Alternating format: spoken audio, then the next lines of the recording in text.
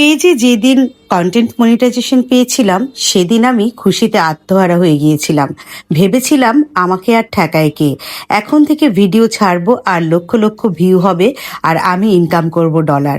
কিছুদিন কাজ করার পরেই আমার ধারণাটা একদম পাল্টে গেল, কারণ আস্তে আস্তে আমার ড্যাশবোর্ড লাল হতে শুরু করলো এবং রিচ একদম ডাউন হয়ে গেল।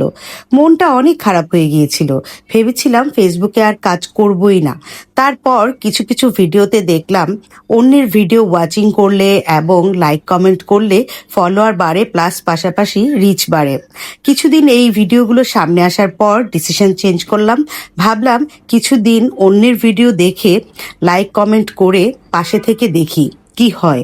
তারপর শুরু করলাম অন্যের ভিডিও পুরো ভিডিওটা দেখা এবং গঠনমূলক কমেন্ট করা এবং অন্যের কমেন্টগুলোর পাশে লাভ রিয়াকশন দেওয়া। দেখলাম ম্যাজিকের মতো আস্তে আস্তে আমার ফলোয়ার বাড়া শুরু করলো। রিচ যতটুকু বেড়েছে বা কমেছে, কিন্তু ফলোয়ার কিন্তু আমার প্রতিদিনই কিছু না কিছু অ্যাড হচ্ছে। আর ফলোয়ার যত বাড়বে রিচ কিন্তু আপনি আপনিই বেড়ে যাবে। তাহলে বন্ধুরা, দেরি কেন?